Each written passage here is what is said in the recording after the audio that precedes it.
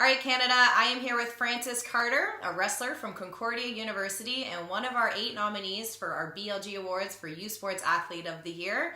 So we're going to get to know him a little better. He is from Montreal, Quebec, and he is studying psychology at Concordia University. So how's it going, Francis?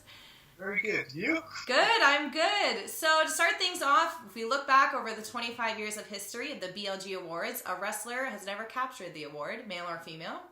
So as a nominee this year, what would it mean for you to win and to make history? First of all, it would definitely mean a lot. This is a huge honor. So wrestling is a sport that, all the wrestlers that I know don't do it for the spotlight. It's a sport that takes a lot of effort. Well, all sports take a lot of effort. It takes a lot of time, but there's not much glory involved. So an award like this, I think, could be great both for the wrestling community and for myself. Yeah, absolutely. You're right. And I know you were a multi-sport athlete in high school as well, so competing in football, soccer, track and field, and skiing. So how did you then get introduced to wrestling, and what kind of made you choose that as your sport? Yeah, so my family was always very physically active. Mm-hmm. We participated in many sports, outdoor sports, indoors, you name it. But I feel like wrestling was maybe always a part of me. I remember in elementary school, when there was snow outside in the schoolyard, we would have like these mini wrestling tournaments.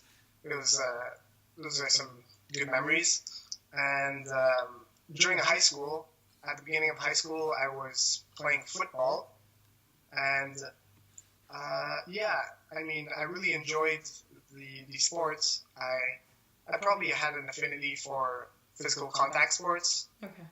So I really enjoyed football, and my mother wasn't too happy with that. She was worried about physical injuries, and she told me, maybe you should try wrestling. Yeah. In high school.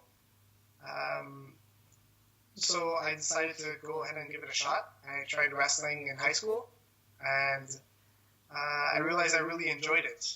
There's many aspects of it that I really enjoy. First of all, there's the individual component. Yeah. So the fact that it's an individual sport makes it all the performance is on you. So that makes losing a lot harder, but it also makes winning just that much more rewarding.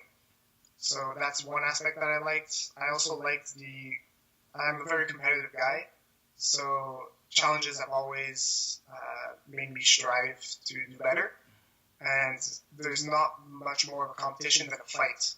And wrestling is a fight in a controlled environment with well-regulated rules, less injuries, so wrestling is a perfect sport for competitive athletes. So I know you also train at the Montreal Wrestling Club, which is known to be a premier wrestling training center in Quebec and boasts a lot of Olympians in lists of athletes. So you have had the chance to work with the national team. So what's that experience been like, training with some of the best wrestlers in the country? So I started off in high school, and I guess my coach realized that I really enjoyed the sport and that I had a certain affinity for it. So he decided to take me to the Montreal Wrestling Club, where he used to train. And that was my first step into the Montreal Wrestling Club. I remember at first it was very scary. Probably intimidating. Quite intimidating, yes. There's lots of very high-level athletes. So there were people like David Tremblay, who went to the Olympics, a national team member. There was Martin Dugrenier, who was a multiple-time world champion, also an Olympian. There was David Zilberman. There was Guy Sarui, who was also an Olympian and world champion.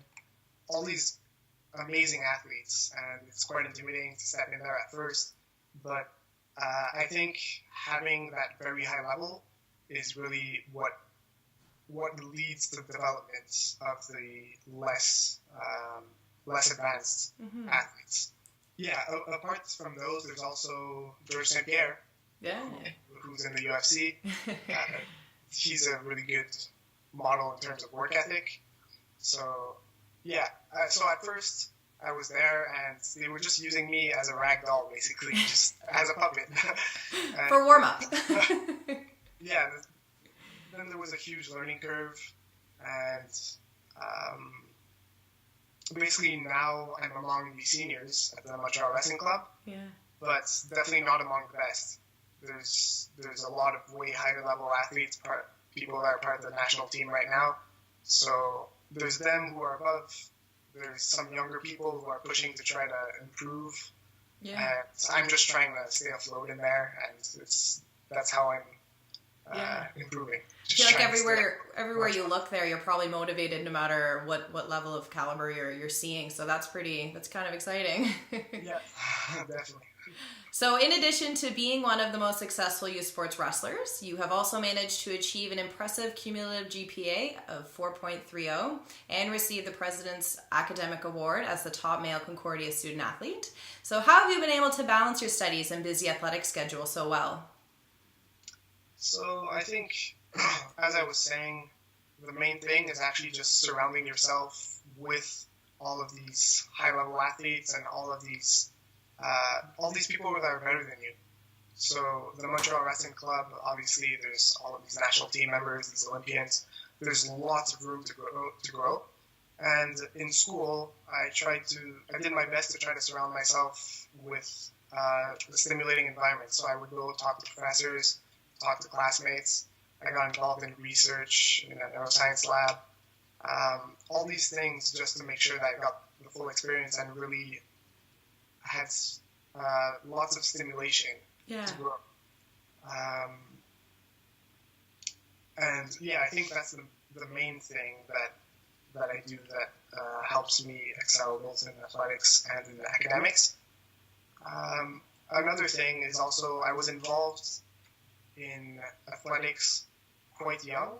So I think I learned lots of the work ethic and the striving for excellence, all of these key characteristics that really can be transferred to other things in life, such as academics. So once I started university, I was able to apply these skills that I had learned earlier. Yeah, definitely. So not only have you thrived then as a student athlete, but you've also been a value member of the community. So every week you spend 4 hours shadowing doctors at the Montreal General Hospital in the intensive care unit, assisting with information and providing emotional support to families. So how have these experiences comforting families in a time of need kind of made you a better person and changed your outlook on life? Well, yeah, being a volunteer there was really a big eye-opener. So it made me realize more than intellectually, it made me realize deep down that not everyone is in an equal situation. So just bad luck can make it that either yourself or someone very close to you can fall sick, and that could change your life.